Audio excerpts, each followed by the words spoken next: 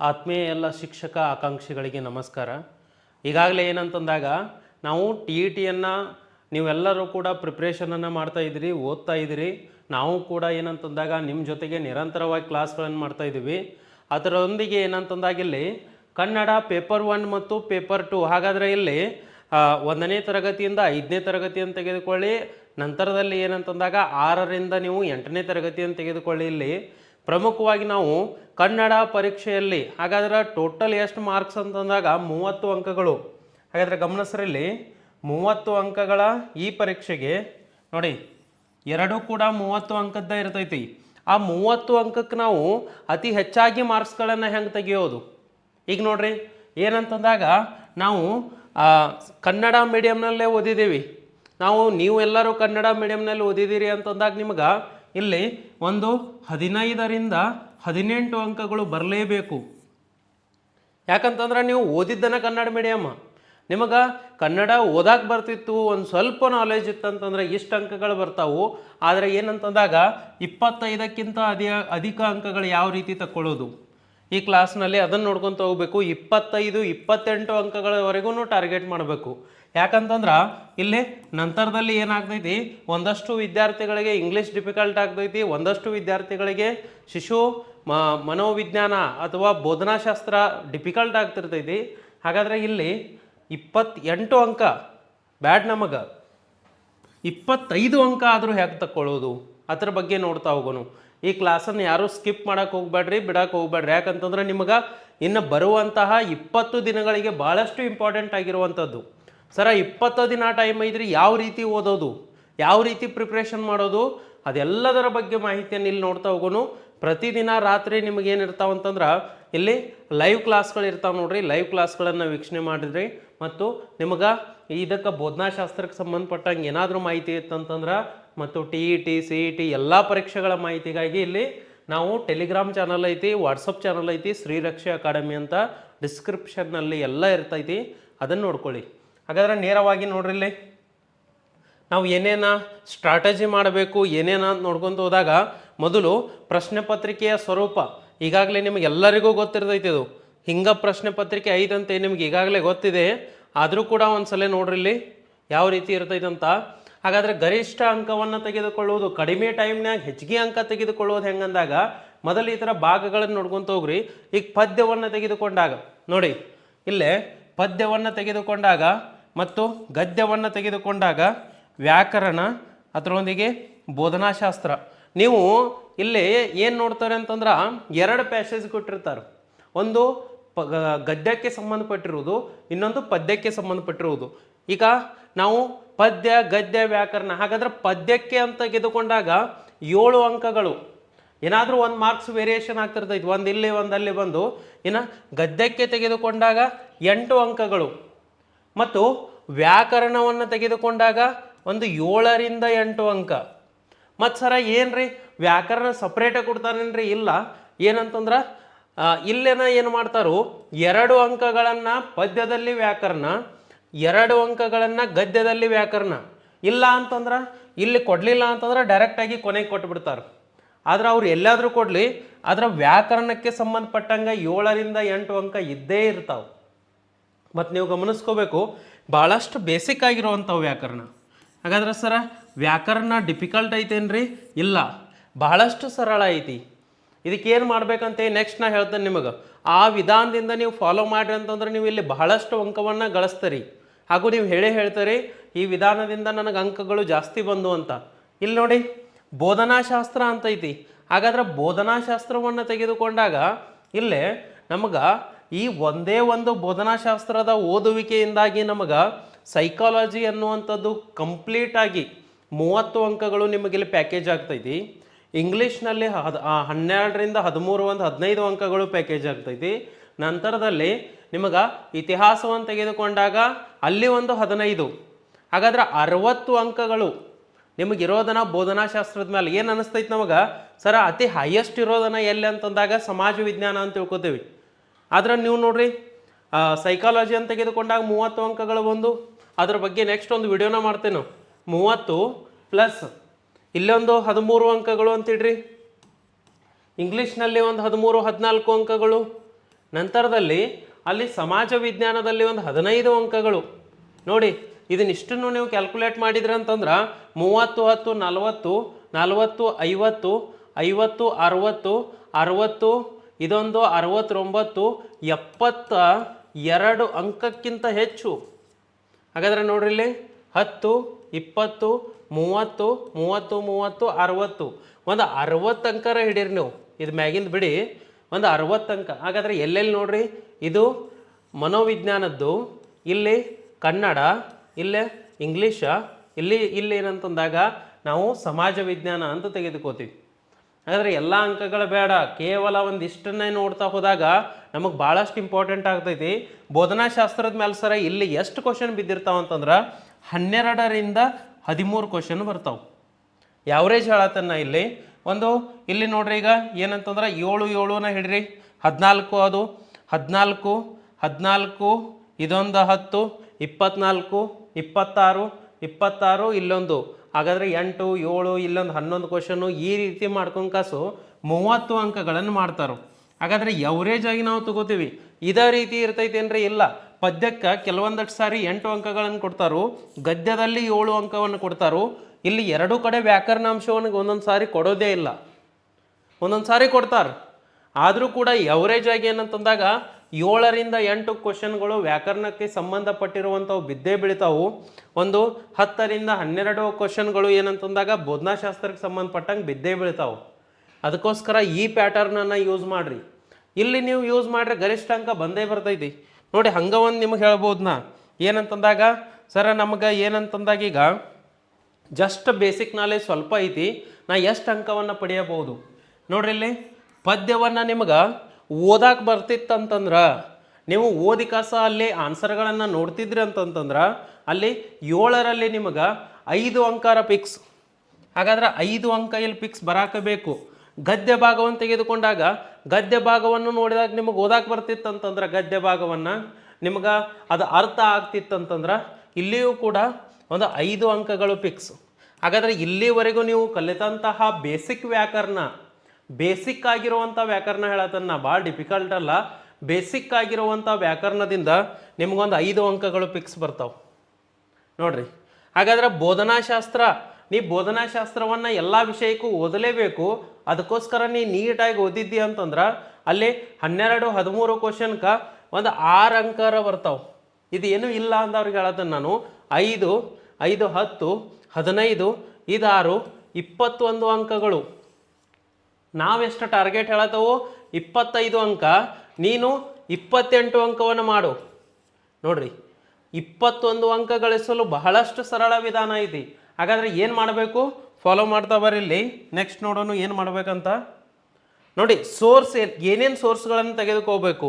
ಹಾಗಾದರೆ ನಾ ಈಗ ಏನು ಮಾಡತ್ತೇನಂತಂದ್ರೆ ಇಲ್ಲಿ ನಾನು 25 ಅಂಕಕ್ಕನ್ನು ಟ್ರೈ ಮಾಡ್ತಾ ಇದ್ದೀನಿ, 28 ಅಂಕಕ್ಕೆ ಟ್ರೈ ಮಾಡ್ತಾ ಇದ್ದೀನಿ. ಹಾಗಾದರೆ ನಾ ಯಾವ ಮೂಲದಿಂದ ಓದಬೇಕು ಅಂದಾಗ ಭಾಳಷ್ಟು ಅಬ್ಸರ್ವ್ ಮಾಡ್ರಿ ಇದನ್ನು. ಏನಂತಂದ್ರೆ ಮೊಟ್ಟ ಮೊದಲನೇದಾಗಿ ನಿಮ್ಗೆ ಏನು ಸಿಗಬೇಕಂತಂದ್ರೆ ಓಲ್ಡ್ ಕ್ವಶನ್ ಪೇಪರ್. ಹಾಗಾದರೆ ಓಲ್ಡ್ ಕ್ವಶನ್ ಪೇಪರ್ ಯಾಕೆ ಬೇಕ್ರಿ ಅಂತಂದಾಗ ಪ್ರಶ್ನೆ ಪತ್ರಿಕೆಯ ಸ್ವರೂಪ ತಿಳಿತೈತಿ. ನೀವೇನು ಮಾಡಿ 2014ರಿಂದ 2024 ಒಳಗೆ ಆಗಿರುವಂತಹ ಎಲ್ಲ ಪರೀಕ್ಷೆಗಳ ಪ್ರಶ್ನೆ ಪತ್ರಿಕೆಯನ್ನು ಒಂದು ಸಲ ಬಿಡಿಸ್ಬಿಡ್ರಿ. ಭಾಳಷ್ಟು ಈಸಿ ಇರ್ತೈತಿ, ಪ್ಯಾಸೇಜ್ ಭಾಳಷ್ಟು ಡಿಫಿಕಲ್ಟ್ ಇಲ್ಲವೇ ಇಲ್ಲ. ಇದನ್ನಿಷ್ಟು ಬಿಡಿಸ್ರಿ. ಇದು ಯಾವುದಂತಂದ್ರೆ ಪೇಪರ್ 1 ಮತ್ತು ಪೇಪರ್ 2 ಎರಡನ್ನ ಬಿಡಿಸ್ಬೇಕು. ಯಾಕಂದರೆ ಇಬ್ಬರಿಗೂ ಸೇಮ್ ಆಗಿರೋದು, ಅವ್ರಿಗೆ ಬೇರೆ ನಮಗೆ ಬೇರೆ ಅಂತಿಲ್ಲ. ನೀನು ನೋಡಿ ಈಗಾಗಲೇ ಗೊತ್ತೈತಿ ನಿಮಗೆ. ಈಗ ಪೇಪರ್ 1 ಅಂತ ತೆಗೆದುಕೊಂಡಾಗ ಈಗಾಗಲೇ ಪೇಪರ್ 1 ಪೇಪರ್ 2 ಭಾಳಷ್ಟು ಜನ ನೋಡಿರ್ತಾರೆ ಕ್ಲಾಸ್ಗಳನ್ನು. ಪೇಪರ್ 1 ಅಂತ ತೆಗೆದುಕೊಂಡಾಗ 1 to 5th, 1ರಿಂದ 5ನೇ ತರಗತಿ. ಹಾಗಾದರೆ ಇಲ್ಲೇ D.Ed ಅಂತ ಕೊಟ್ಟಿದ್ದಾರೋ, B.Edನವ್ರಿಗೆ ಅವಕಾಶ ಕೊಟ್ಟಿಲ್ಲ. ನೆಕ್ಸ್ಟ್ ಪೇಪರ್ 2 ಅಂತ ಕೇಳಿದಾಗ ಇಲ್ಲಿ 6ರಿಂದ 8. ಹಾಗಾದರೆ ಎರಡಕ್ಕೂ ಕೂಡ ಕನ್ನಡ ಸೇಮ್ ಐತಿ. ಓಲ್ಡ್ ಕ್ವಶನ್ ಪೇಪರ್ ಸಿಕ್ಕು ನಿಮಗೆ, ಇಲ್ಲಿ ಡಬಲ್ ಆಗ್ತೈತಿ ನೋಡ್ರಿ. ಓಲ್ಡ್ ಕ್ವಶನ್ ಪೇಪರು ಏನಾಗ್ತಾವು, ಪೇಪರ್ 1ಕ್ಕೆ ಪೇಪರ್ 2 ಎರಡನ್ನೂ ಯೂಸ್ ಮಾಡಿಬಿಡ್ರಿ. ಡಬಲ್ ಕ್ವಶನ್ ಪೇಪರ್ ಸಿಕ್ಕು ನಿಮಗೆ. ನೆಕ್ಸ್ಟ್ ಏನು ಮಾಡ್ರಿ ಅಂತಂದ್ರೆ ಇಲ್ಲಿ ನೋಡ್ರಿ, ಇದು ಭಾಳಷ್ಟು ಇಂಪಾರ್ಟೆಂಟು. 6ರಿಂದ 10ನೇ ತರಗತಿಯ ಭಾಷಾಭ್ಯಾಸ ಇದನ್ನು ನೋಡಾಕಬೇಕು ನೀವು. ಹಾಗಾದ್ರೆ ಭಾಷಾಭ್ಯಾಸ ಭಾಷಾಭ್ಯಾಸದಲ್ಲಿ ಕೊಟ್ಟಿರುವಂತಹ ಎಲ್ಲ ಏನು ಕಲೆಕ್ಟ್ ಮಾಡ್ರಿ ಅಂತಂದ್ರೆ ಆ ವ್ಯಾಕರಣಕ್ಕೆ ಸಂಬಂಧಿಸಿರುವಂಥವು. ಹಾಗಾದ್ರೆ ಪ್ರಮುಖವಾಗಿ 6ರಿಂದ 10 ಅಂತ ನೋಡ್ರಿ, 5 ಅಂತ ಬರ್ದೇನೆ. ಪ್ರಮುಖವಾಗಿ 6ರಿಂದ 10ನೆಯ ತರಗತಿಯವರೆಗಿನ ಎಲ್ಲ ಪಠ್ಯ ಪುಸ್ತಕದಲ್ಲಿ ಹಿಂದೆ ಕೊಟ್ಟಿರುವಂತಹ ಕೊನೆಗೆ ಕೊಟ್ಟಿರುವಂತಹ ಪದಗಳ ಅರ್ಥವನ್ನು ನೋಡ್ಕೊರಿ. ಅವಕ್ರ ಮೇಲೆ 1-2 ಕ್ವಶನ್ ಆಗ್ತಾವೆ. ನಂತರದಲ್ಲಿ ಗ್ರಾಮರ್ ಅಂತೂ ಕಂಪ್ಲೀಟಾಗಿ ಮುಗಿಸ್ಕೊಟ್ಟಿದ್ದಾರಲ್ಲಿ 6 to 10th. ಭಾಷಾಭ್ಯಾಸವನ್ನು ನೋಡಿ, ಒಂದು ಓಲ್ಡ್ ಕ್ವಶನ್ ಪೇಪರ್ ಸಿಕ್ತು, ಒಂದು ಭಾಷಾಭ್ಯಾಸ ಸಿಕ್ತು. ಇನ್ನೊಂದು ಏನಂತಂದ್ರೆ ನೀವು ಈಗಾಗಲೇ ಏನಂತಂದಾಗ ನಿಮ್ಮ ಬಿ ಎಡ್ನಲ್ಲಿ ಕಲಿತಿರುವಂತಹ, ಹಾಗಾದ್ರೆ ನಿಮ್ಮ ಬಿ ಎಡ್ನ ನೋಟ್ಸ್ ಇರ್ತಾವೆ ನೋಡ್ರಿ. ಎದಕ್ಕೆ ಸಂಬಂಧಪಟ್ಟಿರೋವು? ಸೈಕಾಲಜಿಗೆ ಸಂಬಂಧಪಟ್ಟಿರುವಂತಹ ಬಿ ಎಡ್ನ ನೋಟ್ಸ್ಗಳನ್ನು. ಹಾಗಾದ್ರೆ ಸೈಕಾಲಜಿಗೆ ಸಂಬಂಧಪಟ್ಟಿರುವಂತಹ ಬಿ ಎಡ್ನ ನೋಟ್ಸ್ಗಳನ್ನು ಯೂಸ್ ಮಾಡಿರಿ. ಅಲ್ಲಿಂದ ಭಾಳಷ್ಟು ಕ್ವಶನ್ಗಳು ರಿಪೀಟ್ ಆಗಿರ್ತಾವೆ. ಇದು ನಿಮಗೆ ಎಲ್ಲೆಲ್ಲಿಂದ ಸೋರ್ಸ್ ಸಿಕ್ತಂತ. ಹಾಗಾದರೆ ಎಲ್ಲವೂ ಕೂಡ ಫ್ರೀ ಆಫ್ ಕಾಸ್ಟ್ನೇ ಸಿಕ್ತು. ಇಲ್ಲಿ ನೋಡ್ರಿ, 6ರಿಂದ 10ನೇ ತರಗತಿಯವರೆಗಿನ ಭಾಷಾಭ್ಯಾಸದ ನೋಟ್ಸ್ಗಳು ನಿಮಗೆ ಬೇಕಿತ್ತಂತಂದ್ರೆ ಅಲ್ಲಿ ಟೆಲಿಗ್ರಾಮ್ ಗ್ರೂಪ್ನ ಹಾಕಿರ್ತೇನೋ, ಅಲ್ಲಿ ಇರ್ತೈತಿ, ಅದನ್ನು ನೋಡ್ಕೊಂಬಿಟ್ಟು ನೀವು ಸಾಕು, ಬೇರೆ ಏನೂ ಮಾಡೋದು ಬೇಡ. ಇಲ್ಲಿ ನೋಡ್ರಿ, ನೆಕ್ಸ್ಟ್ ಈಗ ಅವರು ಕೆಲವೊಂದಿಷ್ಟು ಪಠ್ಯ ಪುಸ್ತಕವನ್ನು ಕೊಟ್ಟಿದ್ದಾರೆ ಯೂಸ್ ಮಾಡಿರಿ ಅಂತ. ಆದರೆ ನಿಮಗೀಗ ಸಮಯ ಭಾಳಷ್ಟು ಕಡಿಮೆ ಐತಿ. ನೀವು ದೊಡ್ಡ ದೊಡ್ಡ ಬುಕ್ ಹಿಡ್ಕೊಂಡು ಕುಂದ್ರೋಷ್ಟು ನಿಮಗೆ ಟೈಮ್ ಇಲ್ಲ. ಇದ್ದ ಟೈಮ್ದೊಳಗೆ ನೀವು ಜಾಸ್ತಿ ಸ್ಕೋರ್ ಮಾಡಬೇಕಂದಾಗ ಏನು ಮಾಡಬೇಕು? ಪ್ರಮುಖವಾಗಿ ನಾ ಹೇಳುವಂಥ ಟ್ರಿಕ್ಸ್ಗಳನ್ನು ಫಾಲೋ ಮಾಡಿರಿ. ಸರ್ಕಾರದ ಪಠ್ಯ ಪುಸ್ತಕ ಭಾಷಾಭ್ಯಾಸವನ್ನು ಓದ್ರಿ, ಕ್ವಶನ್ ಪೇಪರನ್ನು ಓದ್ರಿ, ನಿಮ್ಗೆ ಇಲ್ಲೇ ಬರ್ತಾವೆ. ಆದರೂ ಕೂಡ ನೋಡ್ರಿ, ಇಲ್ಲಿ ಕನ್ನಡ ಕೈಪಿಡಿ ಸಂಪುಟ ಅಂತೇಳಿ ಐತಿ, ಕನ್ನಡ ಮಾಧ್ಯಮ ವ್ಯಾಕರಣ ತೀನಂಶ್ರೀ, ಕನ್ನಡ ವ್ಯಾಕರಣ ದರ್ಪಣ, ಇವೆಲ್ಲ ಏನಂತಂದಾಗ 300, 400, 500 ಪೇಜ್ ಅದಾವೆ. ಇಲ್ಲಿ ಹೊಸಗನ್ನಡ ವ್ಯಾಕರಣದ್ದು. ಹಾಗಾದರೆ ಇಲ್ಲಿ ವ್ಯಾವಹಾರಿಕ ಕನ್ನಡ ಅಂತೇಳಿ ಇಲ್ಲಿ ಆಥರ್ ಕೊಟ್ಟಿದ್ದಾರೆ. ಹೊಸಗನ್ನಡ ವ್ಯಾಕರಣ ರಂಗನಾಥ್ ಶರ್ಮಾ ಐತಿ. ಕನ್ನಡ ಭಾಷಾ ಚರಿತ್ರೆ ಮರಳಯ್ಯರವ್ರದ್ದು ಐತಿ. ಹಾಗಾದ್ರೆ ಭಾಷಾ ವಿಜ್ಞಾನದ ಮೂಲ ತತ್ವಗಳು ಎಂ ಚಿದಾನಂದ ಮೂರ್ತಿ ಅರಳುಗುಪ್ಪಿ ಅನ್ನುವಂಥ ಬುಕ್ ಭಾಳಷ್ಟು ಪಾಪ್ಯುಲರ್ ಬುಕ್ ನೋಡ್ರಿ ಇದು. ಈ ಬುಕ್ಕನ್ನು ರೆಫರ್ ಮಾಡ್ಕೊಳ್ಳಿ. ಇವು ಏನಂತಂದಾಗಿಲ್ಲಿ ಕನ್ನಡ ಏನು ವ್ಯಾಕರಣಕ್ಕೆ ಸಂಬಂಧಪಟ್ಟಿರೋವು. ಇಲ್ಲಿ ಬೋಧನಾ ವಿಧಾನಗಳು ಕೊಟ್ಕೊಂತ ಹೋಗ್ತಾರೆ ನೋಡ್ರಿ. ಆ ಬೋಧನಾ ವಿಧಾನದಲ್ಲಿ ನೀವು ಈ ಬುಕ್ಗಳನ್ನು ಎಲ್ಲನೂ ತೊಗೊಂಬಂದು ಓದಿ ಮಾಡ್ತಿ ಅಂತಂದ್ರೆ ನಿಮ್ಗೆ ಈಗ ಟೈಮ್ ಆಗೋದಿಲ್ಲ. ಆದರೂ ಕೂಡ ನಿಮಗೆ ಗೊತ್ತಿರಲಿ ಅಂತೇಳಿ ಒಂದಷ್ಟು ಬುಕ್ಸ್ಗಳನ್ನು ಲಿಸ್ಟ್ ಹಾಕಿದ್ದೀನಿ. ಈ ಲಿಸ್ಟ್ಗಳನ್ನು ನೋಡ್ಕೊಂಡು ಬಿಡ್ರಿ ಒಂದ್ಸಲ. ಇದು ಎಲ್ಲಿದೆ ಅಂತಂದ್ರೆ ನೋಟಿಫಿಕೇಷನ್ನಲ್ಲಿ ಇದ್ದಿದ್ದನ, ಇದನ್ನೊಂದ್ಸಲ ನೋಡ್ಕೊಂಡ್ಬಿಡಿ. ನೆಕ್ಸ್ಟ್ ನೋಡ್ರಿ, ಇಲ್ಲಿ ಇದು ಇವೆಲ್ಲ ಇದರಲ್ಲಿ ಎಲ್ಲ ಬುಕ್ ಓದಬೇಕೇನ್ರಿ ಅಂತಂದ್ರೆ ಇಲ್ಲ, ಎಲ್ಲ ಬುಕ್ ಓದ್ಕೊಂತ ಕುಂದ್ರೋಂಗಿಲ್ಲ, ನಮಗೆ ಟೈಮ್ ಇಲ್ಲ. ನಾವೇನು ಮಾಡಬೇಕು? ಇದ್ದಂಥ ಪುಸ್ತಕವನ್ನೇ ರಿಪೀಟ್ ಆಗಿ ಓದ್ಕೊತ ಹೋದು ಅಂತಂದ್ರೆ ಅಂಕಗಳನ್ನು ಗಳಿಸ್ಬೋದು. ನೆಕ್ಸ್ಟ್ ನೋಡ್ರಿ, ಅಭ್ಯಾಸದ ಸಮಯವನ್ನು ಹೆಂಗೆ ನಿಗದಿ ಮಾಡ್ಕೋಬೇಕು? Most important. ಇದ್ದಂಥ ಕಡಿಮೆ ದಿನದಲ್ಲಿ ನಾ ಹೆಂಗೆ ಟೈಮ್ ಟೇಬಲ್ ಹಾಕೋಬೇಕು? ಟೈಮ್ ಭಾಳಷ್ಟು ಕಡಿಮೆ ಐತಿ. ಇದ್ದಂಥ ಕಡಿಮೆ ಅವಧಿಯಲ್ಲಿ ನಾ ಯಾವ ರೀತಿ ಸ್ಟಡಿ ಮಾಡಬೇಕು ಅಂದಾಗ ನಿಮ್ಗೊಂದು ಬೇಸಿಕ್ ಟ್ರಿಕ್ಸ್ ಹೇಳ್ತೇನೆ ನೋಡ್ರಿ. ಇಲ್ಲಿ ಏನಂತಂದಾಗ ನೀವು ಕಲಾ ವಿಭಾಗದ ವಿದ್ಯಾರ್ಥಿಗಳು ನೀವೇನು ಓದ್ತಾ ಇರ್ತೀರಿ, ಹಾಗಾದ್ರೆ ಆರ್ಟ್ಸ್ ವಿಭಾಗದಲ್ಲಿ ಓದುವಂಥವ್ರು ಇಲ್ಲಿ ಏನಂತಂದಾಗ ಪ್ರಮುಖವಾಗಿ ನೀವು ಯಾವ್ಯಾವ ವಿಷಯ ತಗೋತಾರೆ? ಇಲ್ಲಿ ಒಂದು ಕನ್ನಡ, ಯಾಕಂದರೆ ಇಲ್ಲಿ ಯಾವ್ಯಾವ ತಗೋತಾರೆ ಅನ್ನೋದು ಗೊತ್ತಿರಬೇಕು. ಇಂಗ್ಲೀಷ್, ಹಾಗಾದರೆ ಇಂಗ್ಲೀಷ್ ಫಸ್ಟ್ ತೊಗೋಬೋದು, ಕನ್ನಡ ಫಸ್ಟ್ ತೊಗೋಬೋದು. ಇಂಗ್ಲೀಷ್. ಮತ್ತೊಂದು ಯಾವುದು ಅಂತಂದಾಗ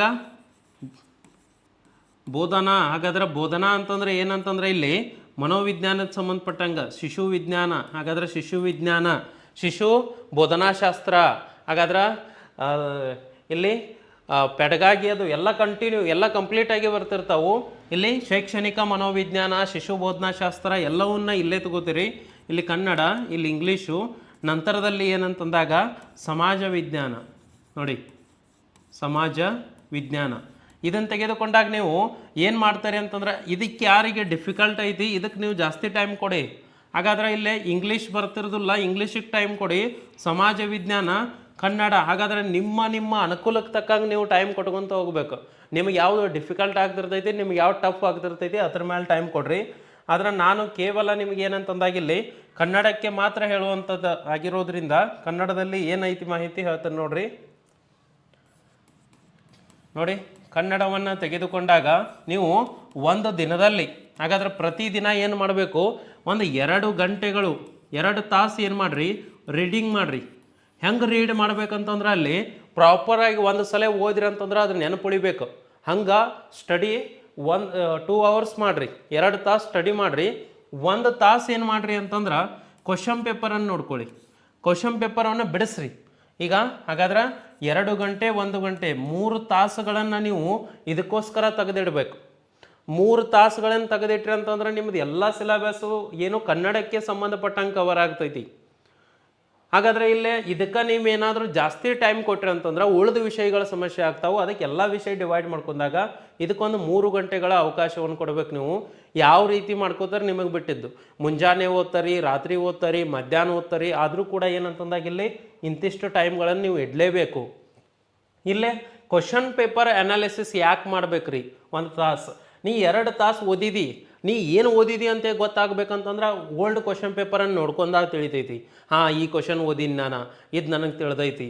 ಈ ರೀತಿ ಮಾಡ್ಕೊಂಡ್ರಿ ಅಂತಂದ್ರೆ ನಿಮ್ಗೆ ಇಲ್ಲಿ ಕನ್ನಡದಲ್ಲಿ ನೀವು ಅನ್ಕೊಂಡಿದ್ದಕ್ಕಿಂತ ಜಾಸ್ತಿ ಅಂಕಗಳನ್ನು ಗಳಿಸ್ಬೋದು. ಆದ್ರೆ 30ಕ್ಕಿಂತ ಜಾಸ್ತಿ ಗಳಿಸೋಕ್ಕಾಗೋದಿಲ್ಲ. ಯಾಕಂದರೆ ಇರೋದ 30, ಆದರೂ ಕೂಡ ನಿಮ್ಮ ಅನುಕೂಲಕ್ಕೆ ತಕ್ಕಂಗೆ ನೀವು ಅತಿ ಹೆಚ್ಚು ಅಂಕಗಳನ್ನು ಗಳಿಸ್ಬೋದು. ನೋಡಿರಿ, ಟೈಮ್ ಮ್ಯಾನೇಜ್ಮೆಂಟ್ ಬಹಳಷ್ಟು ಇಂಪಾರ್ಟೆಂಟ್. ಟೈಮ್ ಮ್ಯಾನೇಜ್ಮೆಂಟ್ ಮಾಡ್ಕೊಲಿಲ್ಲ ಅಂತಂದ್ರೆ ಕಂಪ್ಲೀಟಾಗಿ ವೇಸ್ಟ್ ಆಗ್ತೈತಿ. ಅದಕ್ಕೋಸ್ಕರ ನೀವು ಇದಕ್ಕನ ಪ್ರಾಪರಾಗಿ ಇಷ್ಟೋ ಟೈಮ್ನ ಕನ್ನಡ ಓದ್ತೇನೆ ಅಂತ ತೆಗೆದಿಡ್ರಿ. ಅದು ಬಿಟ್ಟು ಕಸ್ ಮತ್ತೇನರ ನೀವು ಯಾವುದಾದ್ರೂ ಜಾಬನ್ನು ಮಾಡತ್ತಿದ್ರಿ ಅಂತಂದ್ರೆ ನೀವೇನು ಮಾಡಬೇಕು, ಫೋನಿನಲ್ಲೇ PDF ಓದೋದು. ಖಾಲಿ ಇದ್ದ ಸಮಯದಲ್ಲಿ PDF ಓದ್ರಿ. ಖಾಲಿ ಇದ್ದ ಸಮಯದಲ್ಲಿ ಏನು ಮಾಡಿರಿ, ಕ್ವಶನ್ ಬ್ಯಾಂಕನ್ನು ಇಟ್ಕೊಂಡು ಹೋಗ್ರಿ, ಕ್ವಶನ್ ಬ್ಯಾಂಕನ್ನು ಓದ್ರಿ. ನೆಕ್ಸ್ಟ್ ನೋಡ್ರಿ, ಇಲ್ಲಿ ಸಿಲೆಬಸ್ ಯಾವ ರೀತಿ ಐತಿ. ಹಾಗಾದರೆ ಸರ್ ಇಲ್ಲಿ ಪೇಪರ್ 1 ಪೇಪರ್ 2 ಏನು ಕೊಟ್ಟಿದ್ದಾರೆ ಅಂತಂದಾಗ ಎರಡಕ್ಕೂ ಸಿಲೆಬಸ್ ಸೇಮ್ ಐತಿ. ವ್ಯಾಕರಣವನ್ನು ಕ್ಲಿಯರಾಗಿ ನೋಡ್ಕೊಂಬಿಡ್ರಿ. ವ್ಯಾಕರಣವನ್ನು ಒಂದ್ಸಲ ನೋಡಿಬಿಡ್ರಿ. ಇದನ್ನು ಕನ್ನಡ ಭಾಷೆಯ ಉಗಮ ಮತ್ತು ಬೆಳವಣಿಗೆಯ ಹಂತಗಳು. ಹಾಗಾದರೆ ಇಲ್ಲೇ ಸಾಹಿತ್ಯಕ್ಕೆ ಸಂಬಂಧಪಟ್ಟಂಗೆ ಕನ್ನಡ ಭಾಷೆಯ ಉಗಮ ಮತ್ತು ಬೆಳವಣಿಗೆ ಬರ್ತೈತಿ. ಕನ್ನಡ ಸಾಹಿತ್ಯ ಚರಿತ್ರೆ, ಹಳೆಗನ್ನಡ, ನಡುಗನ್ನಡ, ಹೊಸಗನ್ನಡ. ಹಾಗಾದರೆ ಕನ್ನಡ ಸಾಹಿತ್ಯ ಚರಿತ್ರೆ ಅಂತ ತಗೊಂಡಾಗ ಹೊಸಗನ್ನಡದ ಕವಿಗಳು, ನಡುಗನ್ನಡದ ಕವಿಗಳು, ಹಳೆಗನ್ನಡದ ಕವಿಗಳ ಬಗ್ಗೆ ಎಲ್ಲ ಮಾಹಿತಿ.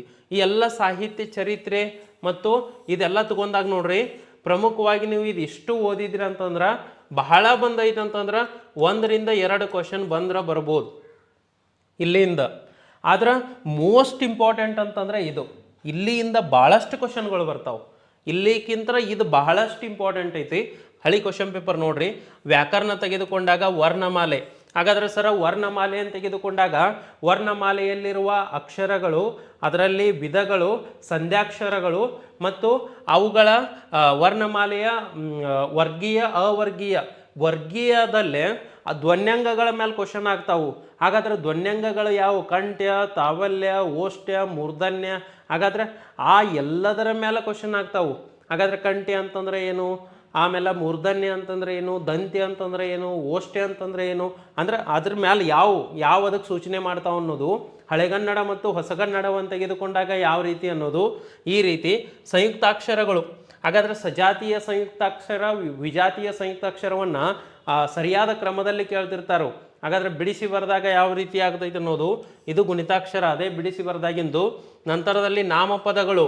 ಹಾಗಾದ್ರೆ ನಾಮಪದಗಳು, ಅದರ ವಿಧಗಳು, ಅಲ್ಲಿ ಬರುವಂಥ ಉದಾಹರಣೆಗಳ ಮೇಲೆ ಕೇಳ್ತಾರೋ. ಕ್ರಿಯಾಪದಗಳು, ಸಂಧಿ ಮತ್ತು ಸಮಾಸಗಳನ್ನಂತೂ ನೀವು ನೋಡಲೇಬೇಕು. ಪ್ರತಿ ವರ್ಷನೂ ಕ್ವಶನ್ ಆಗ್ತಿರ್ತಾವು. ಇನ್ನು ಕೃದಂತಗಳು, ತದ್ದಿತಾಂತಗಳು, ಅವ್ಯಯ, ದ್ವಿರುಕ್ತಿಗಳು, ಜೋಡು ನುಡಿ ಇವೆಲ್ಲ ನೋಡ್ರಿ. ದ್ವಿರುಕ್ತಿ, ಜೋಡು ನುಡಿ, ಪಡೆನುಡಿ, ನುಡಿಗಟ್ಟು ಇಷ್ಟರ ಮೇಲೆ ಪಿಕ್ಸ್ ಒಂದು ಕ್ವಶನ್ ಆಗಾಕಬೇಕು.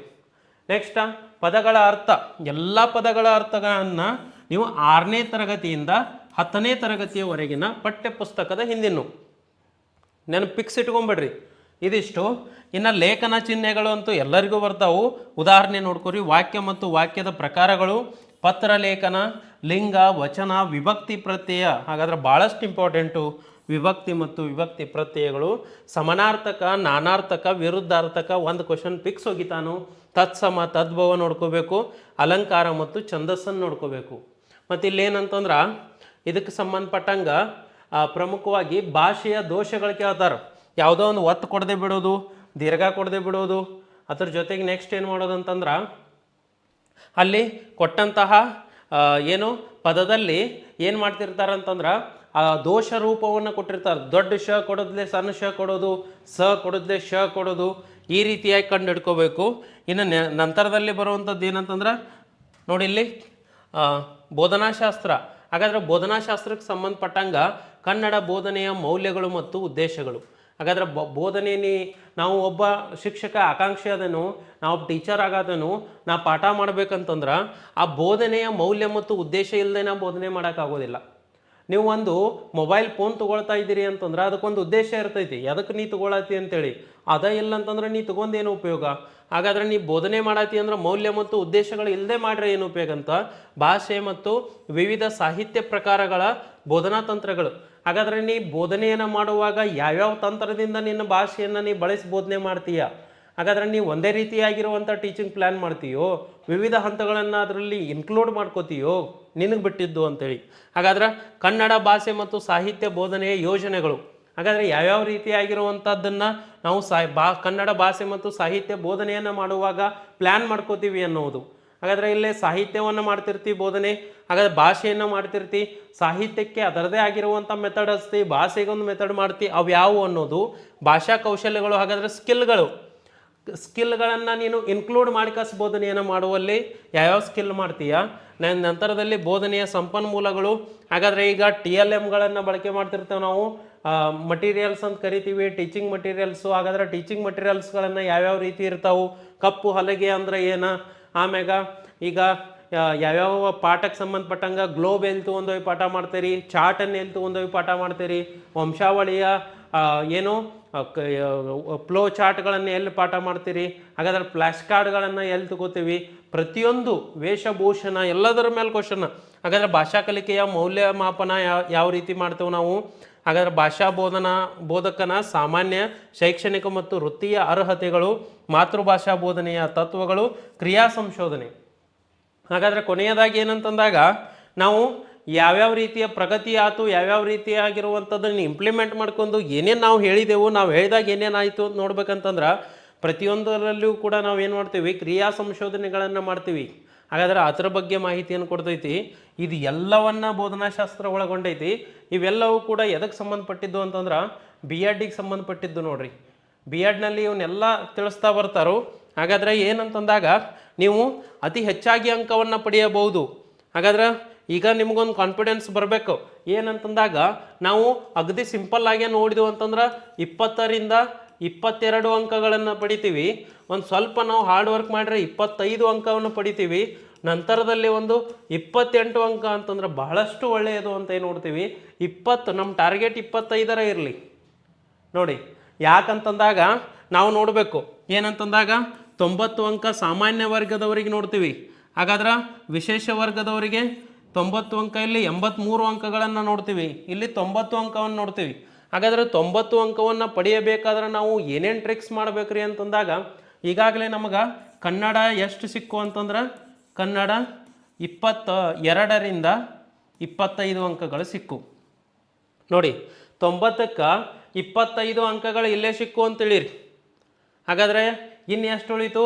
65, 70, 80, 90. 65 ಅಂಕಗಳನ್ನು ಪಡೆಯೋಕೆ ನಾವು ಎಷ್ಟು ವಿಷಯದೊಂದಿಗೆ ಹೋರಾಟ ಮಾಡ್ತೀವಿ? ಒಂದು ಇಂಗ್ಲೀಷ್ ಮಾಡ್ತೀವಿ, ಇನ್ನೊಂದು ಯಾವುದು ಸಮಾಜ ವಿಜ್ಞಾನ, ಮತ್ತೊಂದು ಬೋಧನಾಶಾಸ್ತ್ರ. ಬೋಧನಾಶಾಸ್ತ್ರ ಅಂತಂದರೆ ಸೈಕಾಲಜಿ, ಅಲ್ಲಿ ಶಿಶು ಬೋಧನಾಶಾಸ್ತ್ರ, ಶೈಕ್ಷಣಿಕ ಮನೋವಿಜ್ಞಾನ. ಹಾಗಾದರೆ ಇಲ್ಲಿ ಇದಿಷ್ಟನ್ನು ನಾವು ನೋಡ್ಕೊತ ಬಂದಾಗ ಅತಿ ಹೆಚ್ಚಾಗಿ ಅಂಕ ಪಡಿಬೋದು. ನೆಕ್ಸ್ಟ್ ಕ್ಲಾಸ್ನಲ್ಲಿ ಒಂದು ಇಂಗ್ಲೀಷ್, ಇನ್ನೊಂದು ಸಮಾಜ ವಿಜ್ಞಾನ ಮತ್ತು ಸೈಕಾಲಜಿಯಲ್ಲಿ ಯಾವ ರೀತಿಯಾಗಿ ಓದಿದರೆ ಹೆಚ್ಚಿಗೆ ಅಂಕಗಳು ಬರ್ತಾವೆ ಅನ್ನೋದನ್ನು ನೋಡ್ತಾ ಹೋಗೋನು. ಯಾರಿಗೆಲ್ಲ ವಿಡಿಯೋ ಇಷ್ಟ ಆಗೈತಿ ಈ ವಿಡಿಯೋನ ಏನು ಮಾಡಿರಿ, ಆದಷ್ಟು ಶೇರ್ ಮಾಡಿರಿ. ಯಾರೆಲ್ಲ ಹೊಸವಾಗಿ ವೀಕ್ಷಣೆ ಮಾಡತ್ತಾರೆ ಲೈಕ್ ಮಾಡಿರಿ, ಫಾಲೋ ಮಾಡಿ. ಮತ್ತೇನಂತಂದಾಗ ನಿರಂತರವಾಗಿ ಲೈವ್ ತರಗತಿಗಳಿರ್ತಾವೆ, ಅವನ್ನೆಲ್ಲ ವೀಕ್ಷಣೆ ಮಾಡಿ. ನಮಸ್ಕಾರ.